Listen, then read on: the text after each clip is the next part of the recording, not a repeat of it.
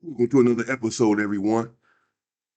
Subscribe to the channel if you have not done so. Please check out my other channel. The link is in the description. Reactionary Politics is the name of the channel. If you just go to Reactionary Politics and punch in Damian Porter, apparently it pops up. But the link is in the description. And here, the black and the brown Hispanics and brothers are talking about coming together here in prison. Is this even possible? But this is the conversation that's being had here. Can the brothers come together and be as one with the Southsiders here in prison? And oftentimes, whatever happens in prison, it leads to the street. It spills over into the street. So if there can be some sort of unification in a violent place like prison, then obviously there can be unification on the street. Is it even plausible? Does everyone want this situation? But they're having this discussion here. Let's get into it and see. These individuals have been locked up for a long time. This is prison life. This is between the lines. Check them out. 35 years on death row. Tell him your name, brother. Jesse Morrison. It's us who failed. The elders failed. We stopped teaching. We stopped pushing. And here you got a Latino, Mexican, black, whatever you want to call us. If we come together, we unstoppable. Unstoppable. It's that easy. Yes, sir. All right, Yes, sir. so yeah, give me your first and last name and spell it for me, please. My name is Montre Ayers. First name Montray. Last name Ayers. Hey, where you from, man? Pasadena, California. Pasadena, California. Yes, in the sir. building. Yes, sir. How long you been down for, brother? Approximately 24 years. Okay, you got a date? Right now, I'm currently fighting it. I'm going to court in January for my youth offender parole hearings. 24 years, and understand that this is how it is with the crime laws these days. You know, no one is getting 2 and 3 years going to prison and then coming home. It used to be a time the OG homie would go to prison and you see him on the block a year later, it seemed like 2 years later, a few months later, and he done committed a serious crime. But now, for the last few decades, really, since 1994 or whatever, since the crime bill and the three strikes law, when you catch these cases, even though it might be trivial or seemingly trivial, the case, you inside of prison for decades. You're trying to come home you're trying to get out. 24 years. All of these individuals, all of these stories that we've been bringing, that I've been bringing, that between the lines have been bringing with these individuals here in prison, they all have life sentences, not all, but seemingly so, life sentences, and they all have been locked up for decades with no end in sight. But let's continue. They're going to get into the conversation about the black and the brown unifying there in prison, coming together, and how powerful we can all be, should that be a possibility, should that come to fruition. So I got fingers and toes crossed. Okay, man. all right. 24 years in, that's a long time. How does somebody maintain their mental and spiritual health while inside of prison? Oh man, beyond contrary belief, mental health services really works, man. If you need to talk to somebody, my personal suggestion is that you reach out and do that. Also, just know that rehabilitation starts with self, man. There's a lot of services that we can acquire on our own. Reading books, we got music, we got television, we got sports, we got programs like BTL, Between the Lines, man, that come in here and show us plenty of love, man. So I encourage all the youth and my incarcerated brothers to get involved in these groups, man. They're life-changing. If you don't mind me asking, what's the circumstances that ended you up in prison? Unfortunately, 24 years ago, man, my younger self tried to take someone's life, so I'm currently incarcerated for attempted murder.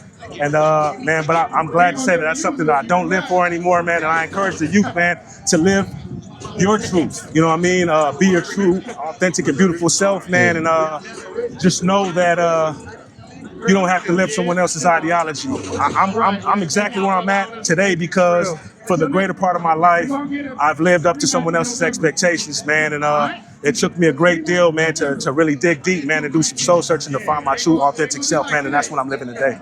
Nothing about your spirit makes me. There you have it. I mean, those are powerful words right there. Of course, a lot of these individuals, including myself, when I was there in prison, in which I have done over 30 years of incarceration, are eloquent, articulate, intelligent individuals who all of a sudden have this revelation about how we should have been living our lives, and we want to talk to the youth. And it's commendable that we want to speak to the youth and hopefully direct them, but we have to take our own advice, which he may have done.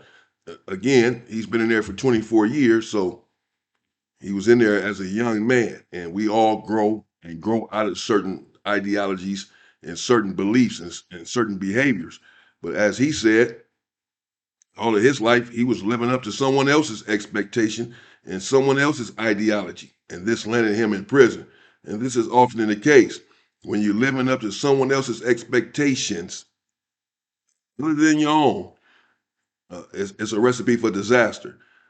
Establish your own goals, your own path in life, and then walk that path. Not a path that someone else has set for you or that someone else wants you to walk. No, you end up just like this. Feel like your past is your past. I appreciate the compliment. So what have you done to work on yourself since you've been inside? Oh man, I just tried to get closer to family first and foremost, man, because no man's made to stand alone. We cannot do this by ourselves, man. And for those of us that don't have that family, man, there's family in here. Like, one of my brothers standing next to you, he's not in camera shot, but I'm saying there's good people around here, man, and I utilize them the same way I utilize these services. Okay. Are you programming at all? Absolutely, man. Like I said, between the lines, GRIP, we got ARC. There's a plethora of different programs, man. And again, I encourage you guys to take advantage of them. You guys feel like you really support each other in this prison on these yards. And Freedom I think culture. That's the press. That's what we're pushing. Can we talk about that a little bit? Like, absolutely. How does that get developed? How do you cultivate these relationships, these bonds? Obviously, y'all are confined amongst each other, but it feels like it's bigger than that. It's deeper than that. How do you cultivate that, man?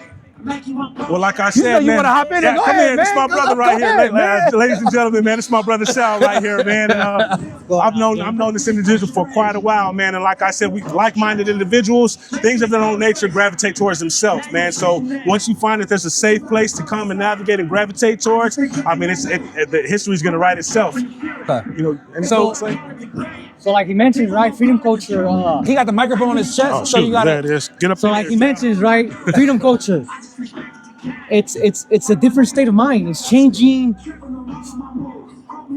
your mind from prison culture to a freedom culture. You wanna be able to live. You know what I mean? So absolutely. Breaking the boundaries, breaking those lines, the racial barriers, breaking all of that, man. So that's what freedom culture is really about, man. It's not just about programming and all that, man. It's about uniting as a community, man, because we all need to support one another, man. Absolutely. Because the old shit ain't working. Excuse my friend. You good? It's not working, man. The old stuff's not working. So we've tried the old stuff. It's time to bring a positive contrast to everything that we've been living in the past. Freedom culture is working, man. Freedom culture. Whether it's between the lines, GRIP, ARC, Uncommon Law, Compassion Prison Project, absolutely. Only Miracles, whatever it is, whatever class fellowship that we are taking in here, man, it's helping.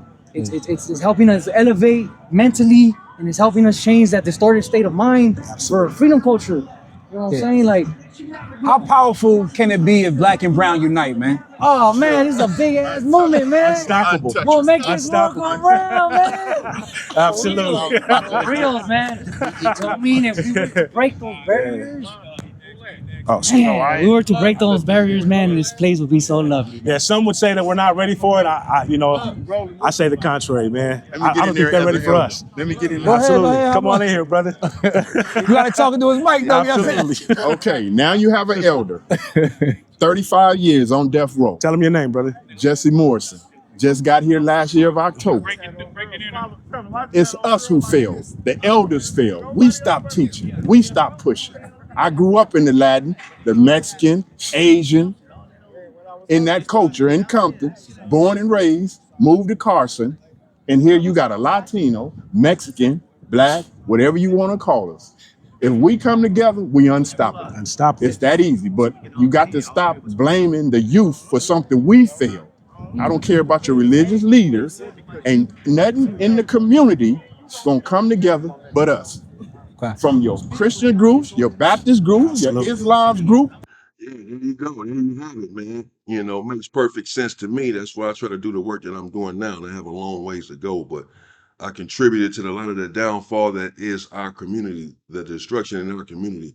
And I harbor the same belief that you can't blame the youth. Of course, the youth knows right from wrong, as I did at a young age. But when misguided and misdirected, right from wrong or not, you'll still act out in a certain way. If anything, the onus is on the older individuals who set this all in motion to help stop it. We want to blame the youth and say the youth are out of control, they're gangbangers, they're thugs, go get an education and this and that. But who taught them? Who is raising these individuals inside of their home? Who is teaching them out on the street? They can't speak for us. Absolutely. They didn't grow up in our neighborhoods. Not in mine. Ain't nothing in my community. Ain't no mosque in my community. Ain't none of it. Ain't no Kabbalah in my community. If I'm allowed to interject, big bro, just to piggyback off what he said, man, for the youth and those alike, my brothers in incarceration, man, if you have a voice, if you have a platform, if you just have any way of reaching out, brother, be the individual, be the big brother, be the father, be the sister, be that person that you needed in your life in that time, in that crucial moment when you were in a pivotal moment in that life and nobody was there for you. Be that person for the upcoming youth, brother. And that's the message that I want to deliver Share to your you. testimony, man. Yes, sir. Yes, My sir. Chicago brothers who joined forces, come on now, it don't get no better. Yeah. All praise to Yes, the sir. Most And one High. final time, I want to thank Between the Lines one final time, man. You guys are amazing, man. And thank you for bringing an opportunity to Bravo Yard, man. Thank Appreciate you. We young appreciate brother. y'all, you. Yes, man. sir. Appreciate Reporting live y'all. from Lancaster, man. We love y'all. Man, Lancaster State Prison. I paroled from Lancaster June 21st, 1996. The first day of summer, as my mother reminded me in a letter, son, you coming home the first day of summer. What an awesome opportunity. I remember her saying in the letter, what an awesome opportunity for you to start over. And I stayed out for 21 days.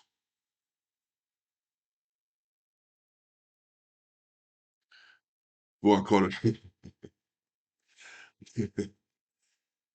caught another robbery. 21 days, man.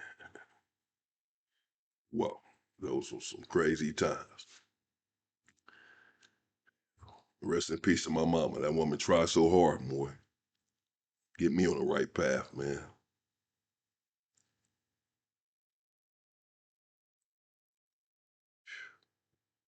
There you have it, people. If the black and brown come together and unite and unify, particularly there in prison, stop all of the bloodshed, we'll be a powerful force. Out here on the streets, we'll be a powerful force.